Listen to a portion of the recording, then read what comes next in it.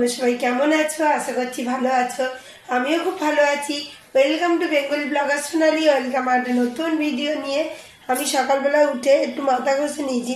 মাথাটা বন্ধুরা খুব ময়লা হয়েছিল, সে না সকালবেলা উঠেই আমি একবারে মাথা ঘষে নিয়েছি। ঘষে চান করে নিলাম। আর জলপাইয়ের ডাল করবো আজকে, সে না কটা জলপাইও নিয়ে নিয়েছি। আর ঘরে বাজার হাট তেমন কিছু নেই, যেটুকু আছে সেটুকু দিয়ে আজ রান্না সারবো। আর কটা ডিম নিয়ে নিয়েছি, ডিম দিয়ে ডিমে অমলেট করে আলু দিয়ে ঝোল করব।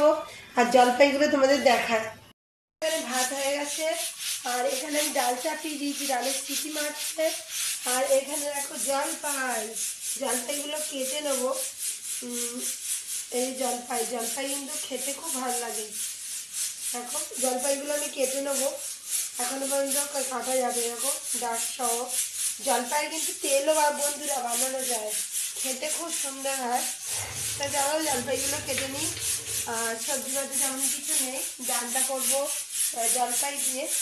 আর চিংড়ি মাছ আছে, একটু আলু দিয়ে রসা করবো, আর ডিমের ঝোল করবো। চলো বন্ধুরা দেখতে থাকো, আশা করছি ভালো লাগবে। এইগুলো এরকম টুকরো টুকরো করে কেটে নিয়েছি, আর ওর থেকে এক থালি নিয়েছি বন্ধুরা। কি টক জলপাই, এই নুন দিয়ে খাচ্ছি।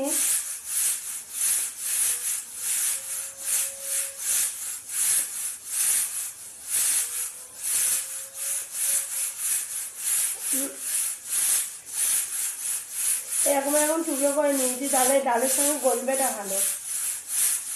আর একদিন জলপাইয়ের না বন্ধুরা, সে লুচির সঙ্গে একটা চাটনি খায়, জলপাই দিয়ে করে এক সময়, ওটা খেতে দারুণ হয়। ওটা একদিন করবো। আর যদি বেশি থাকে একটু তেল করেও রাখবো। জলপাইয়ের তেল খেতে দারুণ লাগে, কিন্তু রোদ্দুরটা তো তেমন ভালো উঠছে না, রোদে দিতে হবে একটু। আর যে পদ্ধতিতে করবো রোদে না দিলেও চলবে। বন্ধুরা যে কোনো ডালে টক ডাল করতে গেলে আগে কিন্তু কখনোই টক জিনিসটা আগে দিয়ে দেবেন না, পরে দেবেন, তাহলে কি হয় ডালটা ভালো গলে। আমি ডাল সিদ্ধ হয়ে গেছে, এবার আমি জলপাইগুলো দিয়ে দেবো। দিয়ে এবার যে কটা সিটি মারা মেরে অফ করে রাখবো। হয়ে গেছে আমার। আর এখানে আমি তেলও চাপিয়ে দিয়েছি, তেলের মধ্যে দিয়ে দিয়েছি গোটা সর্ষে আর একটা শুকনো লঙ্কা দিয়ে এটা ভালো করে ভাজা একটু করে নেবো। কালারটা চেঞ্জ হবে আর খুব সুন্দর একটা স্মেল বেরোবে, তখন ডালটা দারুণ একটা গন্ধ বেরিয়ে গেছে। এবার আমি জলপাইয়ের ডালটা ঢেলে দেবো। দেখো জলপাইয়ের ডাল হয়ে গেল, আর একটু জল দিয়ে দেবো।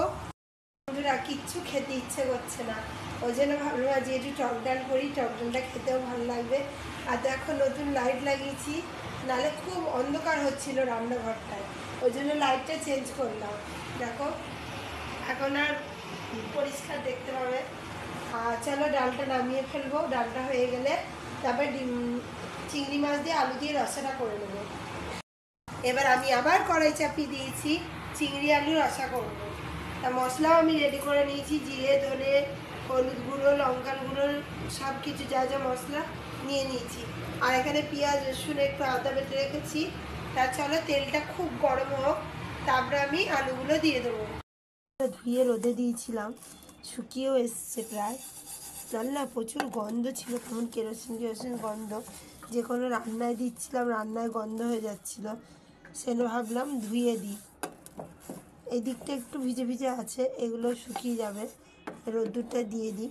তাকের ওপর দিতে চাইছি না, তাকেও রোদ্দুর আছে প্রচুর, কিন্তু তাকে দিচ্ছি না, এটা তাহলে থালাটা উড়ে পড়ে যাবে, সেই জন্য।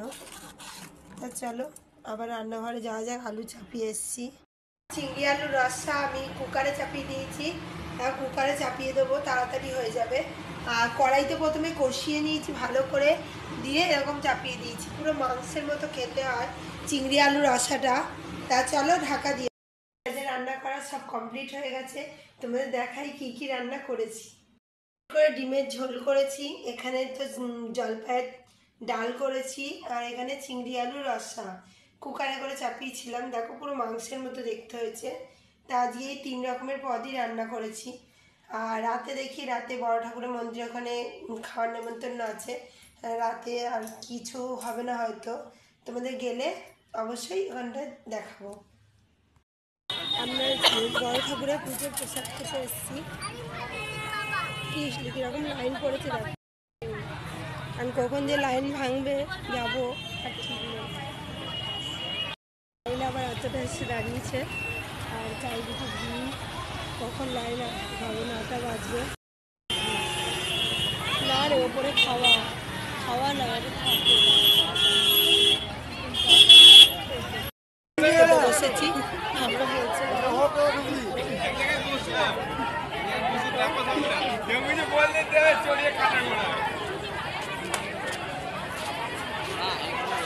এসেছি, এখনো দেয়নি খেতে, অনেক লাইন খেলে তারপরে এলাম।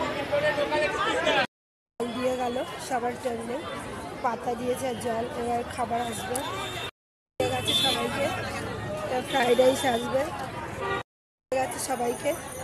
এবার খাবো খিচুড়িটা।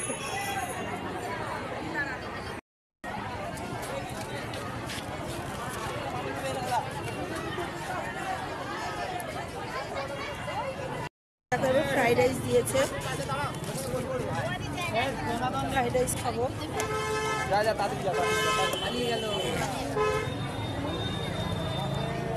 রাইসের তরকারি দিচ্ছে, পনির তরকারি সবাইকে দিয়ে গেল।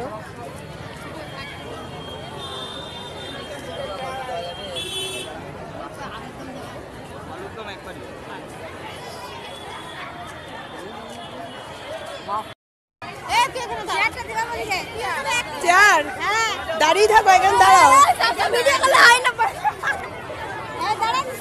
এই তাহলে সিট দেবো না, সিট দিতে গেলে ভিডিওর সামনে আসতে হবে। নাড়ে দেবো না। এই এতক্ষণে এলে নাকি? আমি 7:30 থেকে লাইন দিয়েছি।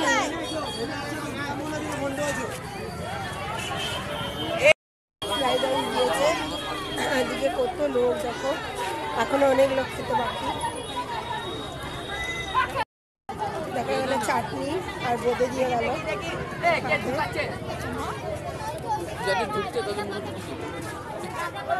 খাতে মিষ্টি আর চাটনি আর বোঁদে দিয়ে গেছে, আর মিষ্টি দিয়েছে।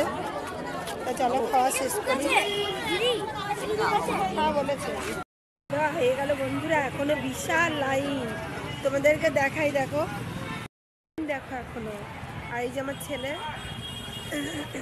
এখনো কত লাইন, কখন যে শেষ হবে কোনো ঠিক ঠিকানা নেই লাইনে। চলো বাড়ি যাওয়া যাক। ভিডিও আমি এখানেই রাখছি। আমার ভিডিও যদি ভালো লেগে থাকে অবশ্যই চ্যানেলটা সাবস্ক্রাইব করবেন, লাইক কমেন্ট শেয়ার করতে ভুলবেন না। প্রসাদ টসাদ খেয়ে এলাম, আর কালকে আবার নতুন ভিডিও নিয়ে খুব শীঘ্রই আসছি। ততক্ষণে সুস্থ থাকবেন, ভালো থাকবেন, সবাইকে ভালো রাখবেন। বাই।